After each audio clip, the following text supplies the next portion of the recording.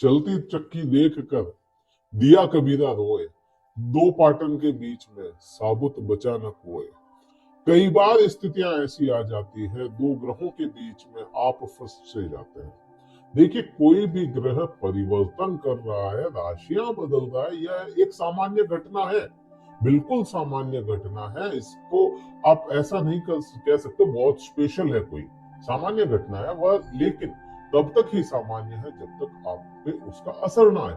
अगर आप पे असर आ रहा है, अच्छा बुरा असर आ रहा है, तो वह आपके लिए तो सामान्य है नहीं, वह असाधारण घटना हो जाती है। बात वृश्चिक राशि या वृश्चिक लग्न के लिए करेंगे कि वृश्चिक लग्न के लिए बुध ग्रह और राहु ग्रह का एक साथ चले जाना आप पे क्या प्रभाव लाएगा। यहां पर एक चीज को देखें, राहु और बुध जब भी एक साथ होते हैं, यह जड़त्व दोष कहलाता है। इस युति का नाम जड़त्व हो गया, क्योंकि बुद्धि और षड्यंत्र दो चीजें एक साथ मिल जाना, राहु और बुध।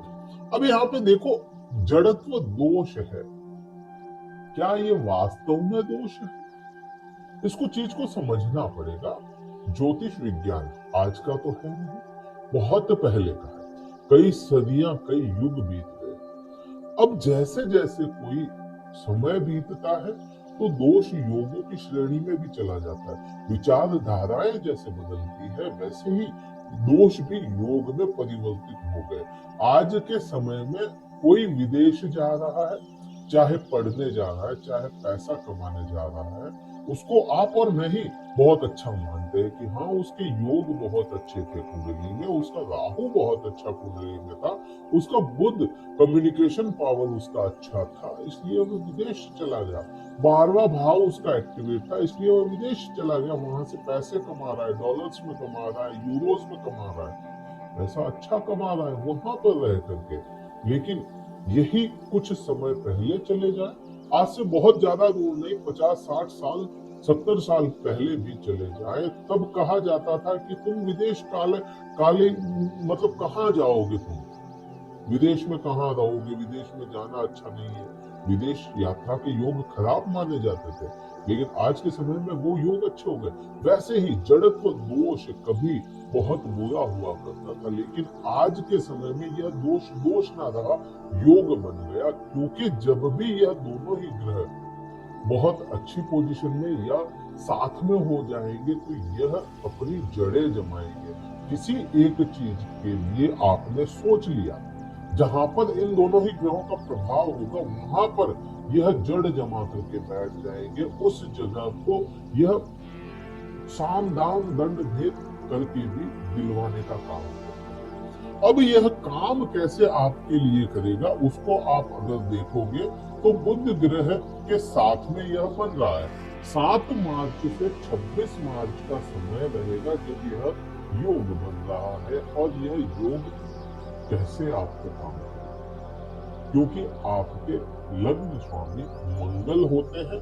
मंगल ग्रह के साथ में आप देखो, मंगल के साथ में बुध की मित्रता नहीं है, एक बुध की बिल्कुल भी मित्रता नहीं है, दूसरा राहु की मित्रता नहीं है, दोनों ही चीज हो गई। राहु और बुध की मित्रता ना होने के कारण मंगल के साथ में यह प्रभाव भी अच्छे नहीं लाएगा। मतलब मंगल की राशियों के लिए यह अच्छा नहीं हुआ, जड़ें यहाँ पे गलत तरीके से जम गई। लेकिन यहाँ पर जब तक मंगल अपनी उच्च अवस्था, अपनी अच्छी पोजीशन में, तब तक तो यह आपको बहुत ही अच्छे रिजल्ट देगा ही देगा, क्योंकि इसको देना पड़ेगा। दूसरा, इस हाउस के जो डिस्पोजिटर है, क्योंकि जब भी आप बात करोगे किसी भी ग्रह के लिए, तो उसका डिस्पोजिटर और उस जिस राशि या लग्न के लिए बात कर रहे हैं, तो उसके लग्नेश के मायने बहुत रखते हैं। तो डिस्पोजिटर यहाँ का, जहां राहु और बुध होंगे मीन राशि, और मीन राशि का डिस्पोजिटर होता है बृहस्पति, गुरुदेव बृहस्पति। यह किस पोजीशन में, यह मायने। अब यहाँ पे बात घूम के ही सही, लेकिन है सच्चाई कि इसका डिस्पोजिटर बृहस्पति, और बृहस्पति जहां बैठा है वहां का डिस्पोजिटर मंगल बैठा है उच्च के भाव में। मंगल अभी के समय में 16 तारीख तक उच्च अवस्था में होने के कारण, यहाँ पे देखें 16 तारीख तक उच्च अवस्था के कारण आपको बहुत अच्छे रिजल्ट केवल 11 दिनों के लिए देगा ही देगा। 11 दिन के लिए यह बहुत अच्छा समय है। इस समय में आप पे यह जड़त्व योग काम करेगा, ना कि दोष। यहां तक आपको मुझे लगता है समझ में आ गया होगा। प्रभाव क्या है उसकी अगर चर्चा करें तो अच्छा, उसके बाद में क्या करेगा? उसके बाद में भी ऐसा नहीं है कि बहुत ज्यादा बुरी पोजीशन में चले जाएगा। 11 दिन तक यह बहुत अच्छा है, उसके बाद में बहुत बुरा नहीं है, लेकिन उसके प्रभाव बहुत सीमित रह जाएंगे। अब प्रभाव क्या लाएगा? यह प्रभाव बन रहा है कहाँ पे? पंचम भाव। पंचम भाव में सर्वप्रथम शिक्षा को लेकर के कोई भी विद्यार्थी गण है, उनके लिए यह समय बहुत अच्छा होगा। अपना दिल और दिमाग इस जड़त्व दोष में, इस जड़त्व योग में खोल ले। पीछे पड़ जाएंगे तो यह जड़ें फैलती चली जाएगी। शिक्षा के लिए, ज्ञान के लिए आपको यह बाधा नहीं लाएगी, ये जड़ें फैल जाएगी। आपको आगे से आगे कोई भी रूट अगर नीचे तक चली जाती है तो पोषण खींचती है, और वही शिक्षा का पोषण आपको पूर्ण रूप से दिलवा देगी। आपको बस इन्हीं जो 11 दिन होंगे, इनके अंदर पूरा अच्छे से दिमाग में बिठा लेना है कि मुझे यह काम करना ही करना है, यह तो करना ही करना है, इसके अलावा करना ही नहीं है। 11 लगभग 9-10 दिन का होगा, 11वें दिन तक असर रहेगा इसका। तो यह आपको करना है, मतलब दिमाग में बिठा लेना है, शिक्षा अब करनी ही है। दिल दिमाग लग गया तो वह काम कर देगा। अगला प्रभाव यहां से मिलेगा प्रेम संबंधों पे। प्रेम संबंधों में किसी को भी परेशानियां वृश्चिक राशि या वृश्चिक लग्न वालों को आ रही थी, तो वह प्रेम संबंधों में परेशानियां आप अगर दिमाग में बिठा लिया, या आपने सच में चाहा कि मैं यह कम कर दूं परेशानियां, कोई हेजिटेशन आ रहे हैं, आपके कम्युनिकेशन गैप आ गया। यहाँ पे प्रेम संबंधों में कम्युनिकेशन गैप तो आपके आया ही आया होगा, यह चीज तो श्योर है कि आर्ग्यूमेंट्स हो गए या किसी बात को लेकर के झगड़ा हो गया। अगर वो सब कुछ था तो यह समय है माफी का। चाहे आप स्त्री हैं, चाहे पुरुष है, लड़का है, लड़की है, बॉयफ्रेंड है, गर्लफ्रेंड है, कोई भी जोड़ा है, आपको यहाँ पे माफी मांग करके झुक जाना है, और यह प्रेम की जड़ें जमाने का काम करेगा। अदरवाइज फिर वह ब्रेकअप हो गया तो फिर वो वापस जुड़ना मुश्किल हो जाएगा, क्योंकि यह समय राहु को बल देने का आया है। बुध यहाँ पे राहु को बल देने के लिए आया है, लेकिन इसके डिस्पोजिटर के कारण यह समय आपको कुछ हद तक काफी अच्छा करके दे देगा। यहाँ से इच्छा पूर्ति का समय भी आपका शुरू होता है, और बात वही है, आज अगर कोई बीज बोओगे तो वह जड़ें फैलाएगा ही फैलाएगा, और एक बार जड़ें फैल गई तो उस पौधे को उखाड़ना मुश्किल होता है। तो यह इच्छाओं की पूर्ति का, या इच्छा पूर्ति के लिए आपको बीज बोने का समय आया है, तो इसमें आप यह कर सकते हैं। कोई भी तरह की इच्छा है तो उसको इम्प्लीमेंट करने की कोशिश करें। यहाँ तक अपने को यह समझ में आता है कि यह जड़त्व दोष का यहाँ पे यह काम करेगा पंचम भाव में, लेकिन दृष्टि संबंध भी बहुत मायने रखते हैं। और यह बुध की दृष्टि जो है डायरेक्ट केतु लाभ भाव आप पे चली जाती है, जहां केतु बैठा है। लाभ में आपने वृश्चिक राशि वाले जातकों ने देखा होगा, जब से यह केतु यहाँ पे आया या राहु यहाँ पे आया 30 अक्टूबर को जब यह आए यहाँ पे, तब से लाभ का मुंह देखना मुश्किल हो गया। वृश्चिक राशि लग्न वाले जातकों को लाभ जो अक्टूबर से पहले थे, वह लाभ आपको अभी तक नहीं मिले। छोटी छोटी लाभ उन्हीं में खुशियां ढूंढ रहे हैं, लेकिन यह बुध की दृष्टि वहीं पर चली जाती है सीधे केतु पे, जो खुद केतु के डिस्पोजिटर है, और केतु के पास में खुद का मस्तिष्क नहीं है। केवल शरीर होने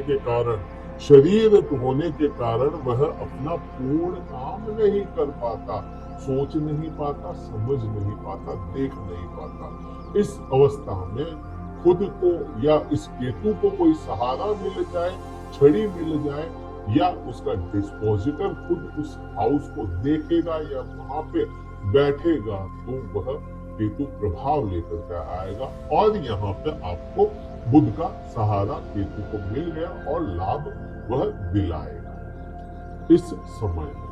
अब बात करते हैं राहु की दृष्टियां, क्योंकि यह मेन इंपोर्टेंट जड़त्व योग जो बना है यह राहु के और बुध के समक्ष बना है, उनके साथ सम्मिलित होने से, युति होने से बना है। तो इसकी पांचवी दृष्टि राहु की आपके भाग्य भाव का आती है और भाग्य में जड़े जमाने का काम करेगी। पिता से संबंध आपके अति उत्तम हो जाए तो भाग्य भी साथ देगा। पिता नहीं है किसी के तो पिता तुल्य कोई हो तो उनसे आप संबंध अच्छे करें, उनके साथ में संबंध अच्छे हुए और आपका भाग्य साथ देना शुरू कर देगा। जो इस ढैया के समय में, क्योंकि शनि ढैया चल रही है वृश्चिक लग्न को, तो इस समय में ढैया के समय में आपको यह प्रभाव बहुत ज्यादा उपयोगी होगा। नौवीं दृष्टि की बात करोगे तो नौवीं दृष्टि खुद आपके लग्न पे आती है और यहाँ पे मंगल मायने रखता है। जड़त्व दोष आपके खुद के अंदर अगर कोई परेशानी है, खुद को आप समझ नहीं पा रहे तो समझने की कोशिश करें। एकांतवास जरूर ले सकते हैं और एकांतवास में अपने आप को समझने की कोशिश करें कि कहाँ गलती रह रही है, क्योंकि योग अच्छा है, समय अच्छा है, बहुत लंबा समय तक यह योग नहीं रहना। इस समय में कर लिया तो कर लिया, आगे लंबे समय तक इसका प्रभाव आप पे रहेगा। मंगल उच्च अवस्था में रहेंगे 15-16 तारीख तक, तब तक वह प्रभाव भी देंगे। उसके बाद में शनि उदित हो रहे हैं, ढैया का प्रभाव वापस से तेज होना शुरू हो जाएगा। तो यह आपके लिए ये कह सकते हैं कि यह छोटा सा समय आया है अपनी ढैया के बुरे असरों को कम करने के लिए। क्या उपाय करें इस समय में कि आपको यह जड़त्व दोष ना रह करके योग सा ही काम करें। आप भगवान गणेश के सामने घी का दीपक प्रज्वलित करें, 2 केसर के पत्तियां उसमें डालें, ओम गं गणपते नमः का जाप करें।